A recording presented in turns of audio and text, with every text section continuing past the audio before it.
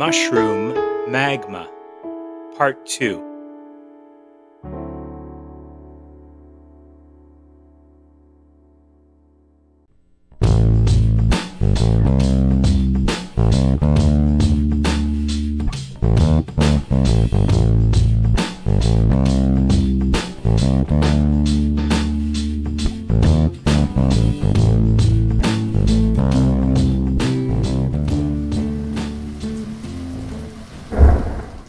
Oh, stormy, stormy world, the days you were not swirled around with mist and cloud, or wrapped as in a shroud, and the sun's brilliant ball was not, in part or all, obscured from mortal view, were days so very few, I can but wonder whence I get the lasting sense of so much warmth and light. If my mistrust is right, it may be altogether from one day's perfect weather, when starting clear at dawn the day swept clearly on, to finish clear at eve. I verily believe my fair impression may be all from that one day.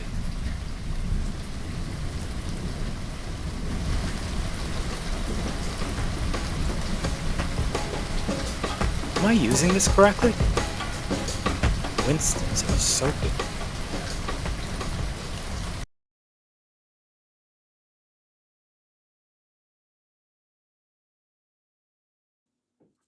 Let's go back.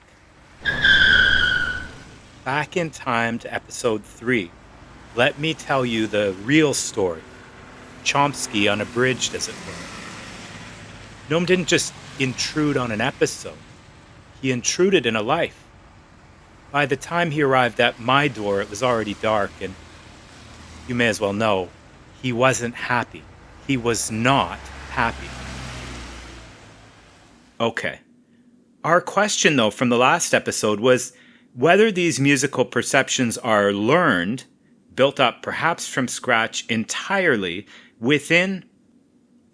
It's me, Noam Chomsky. Remember Noam Chomsky and the fallacy of bifurcation? I was advertised. Okay, sit down, Noam.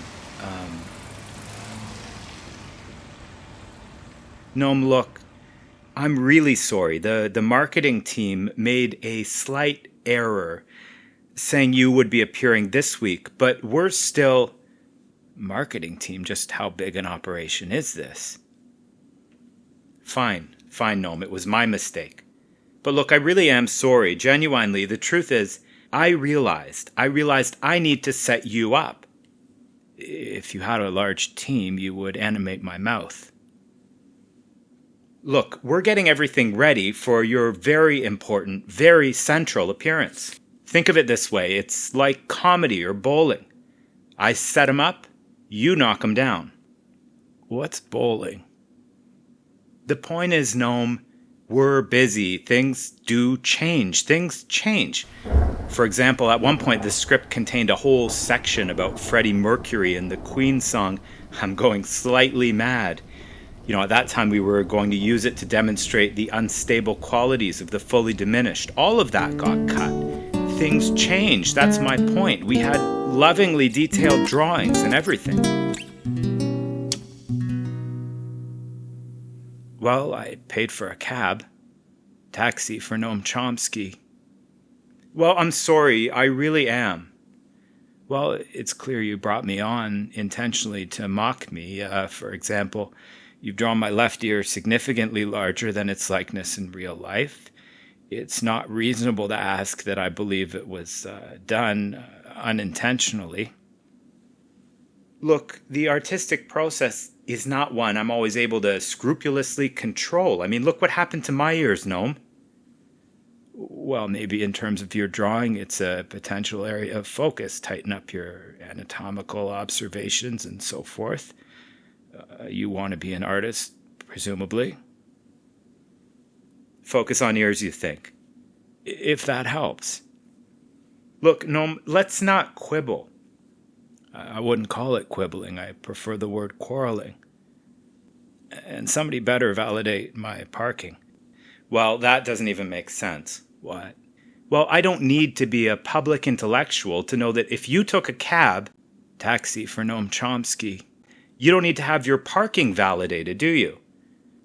I don't see how that conclusion follows from your premise. Okay, all right. Look, thank you, Noam. Next time. We'll see you next time, or to be safe, let's say the time after that. If I don't get bumped by a chicken.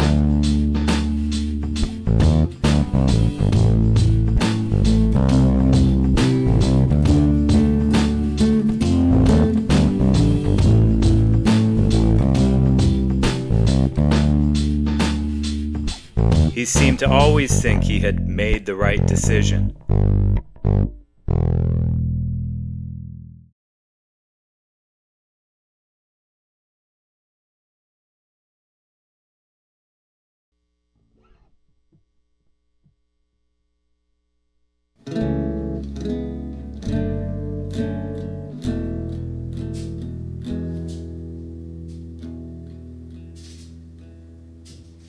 Feet that didn't dance had to find a place to be beneath the more stationary, sedentary me. And they had to learn to shuffle without musicality, from face to face, place to place, like they were ordinary feet.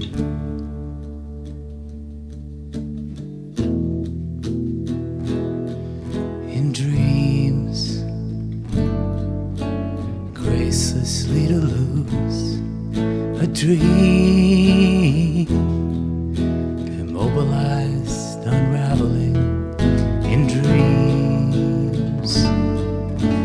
Gracelessly to lose a dream.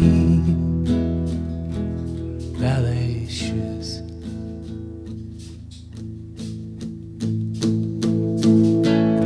So pull the feet that didn't dance up into the bed. Paralyzed it seemed, but only voluntary dead. Well, on the small TV, dated movie bends and shakes. Frame too small, tears fall. You see a boy who dances straight into a wall.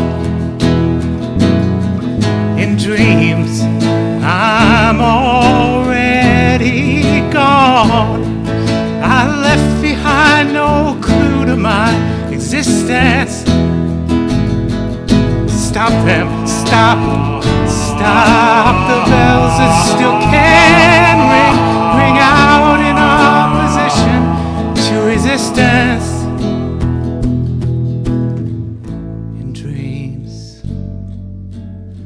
Gracelessly to lose the dream,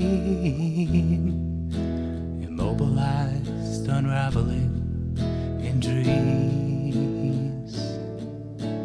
Gracelessly to lose the dream.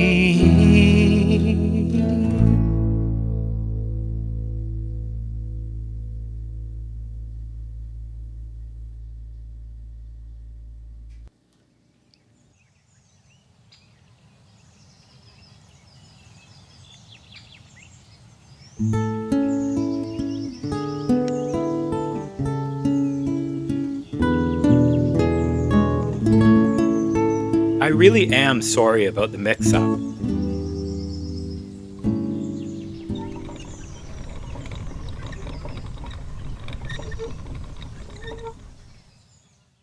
What was that?